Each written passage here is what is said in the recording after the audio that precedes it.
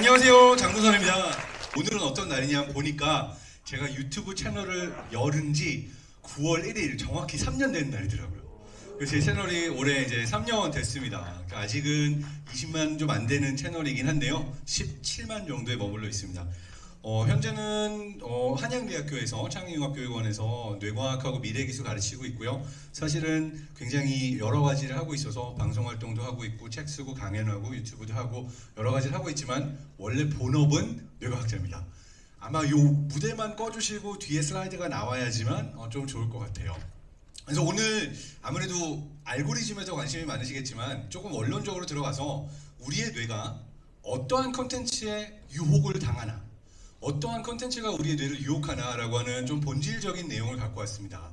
그래서 저희 채널은 잘 보이는지 모르겠는데 앞에 화면이 잘 안 보이네요, 그죠? 이게 아마 라이트를 앞에 위에를 제 쪽을 꺼주시면, 조금 꺼주시면 뒤에 화면이 조금 보일 겁니다. 네, 훨씬 좋습니다. 방금 좋았어요. 네, 좋습니다. 장도선이 궁금한 뇌라고 운영하고 있고요.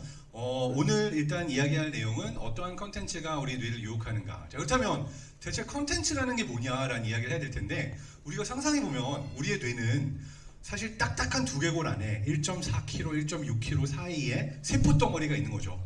그러니까 사실 뇌가 경험하는 세상이라는 것은 다름 아닌 눈에서, 귀에서, 온몸에서 들어오는 전기 신호입니다. 그렇다면 그것들이 대체 어떠한 형태로 우리가 경험하는 세상과 우리가 경험하는 사람들로 구성이 될까라고 한다면 다름 아닌 언어로 모여져서 하나의 이야기가 구성이 될 때 우리의 의식이 만들어진다라고 얘기를 해요. 굉장히 유명한 뇌과학자인 그 안토니오 다마지오가 이런 이야기를 했는데, 잘 생각해보면 우리가 3살, 2살 이전의 기억은 없죠. 분명히 경험은 했지만 우리가 의식적으로 그때 기억을 떠올릴 수는 없습니다. 그 이유는 그 이전의 기억은 언어 발달 이전이기 때문에 우리가 하나의 이야기로 구성을 할 수가 없는 거예요. 무슨 소리를 들었는지, 어떤 걸 봤는지. 그러니까 아무리 많은 걸 보고 아무리 많은 것들을 우리가 듣는다 할지라도 그것이 내 안에서 내가 하나의 이야기로 할 수 없으면 그것은 의식적으로 기억되지 않아요.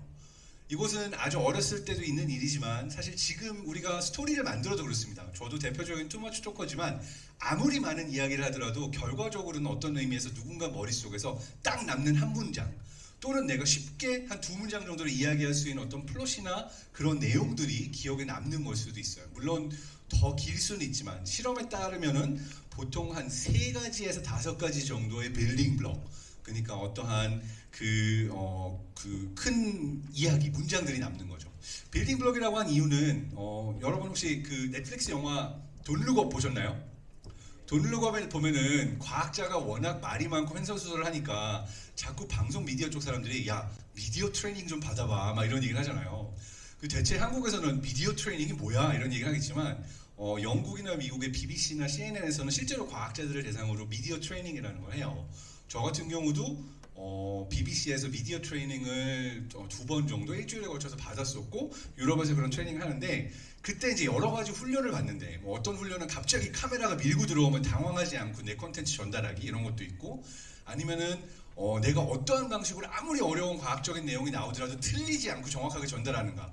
근데 여기에서 핵심이 되는 거는 진짜 많은 일주일 강연 중에 제게 남았던 거는 뭐냐면, 이야기를 전달할 때 마치 외줄타기를 하면서 내가 이야기를 하고 건너가는 것처럼 내 그 콘텐츠를 듣는 독자나 관객에게 건너가면 자칫 하나만 놓치거나 말이 잘못 나오면은 떨어지게 돼 있어요. 그렇기 때문에 마치 징검다리를 만들듯이 딱 돌 5개만 깔고 또는 3개만 깔고 내가 혹시 하려던 얘기를 까먹어서 하나의 돌을 못 밟는다 할지라도 그 다음으로는 건너갈 수가 있으니까, 이게 외줄타기처럼 가지 말고 징검다리, 그러니까 정말 돌 하나하나 있는 이런 징검다리처럼 이야기를 구성해라 라는 얘기가 기억에 남는 것 중에 하나입니다. 자, 저도 얘기하다가 또 새길로 빠졌는데 메인으로 나오는 얘기로 한번 들어가 볼까요? 어떤 콘텐츠가 뇌를 유혹할까? 사실 이 연구는 심리학자들이 시작을 했어요. 언제 시작을 했냐 하면은 왼쪽에 오른쪽에 보시는 분은 하버드 대학교와 UC 버클리의 고든 올포트와 레오 포스트맨이라고 하는 저명한 심리학자들이에요. 이들은 어떤 미션을 받았었냐면 2차 세계대전 당시에 미디어 전쟁에서 히틀러 쪽이 압도적으로 잘했습니다. 그러니까 우리가 잘 아는 괴벨스, 프로파간다, 그렇죠?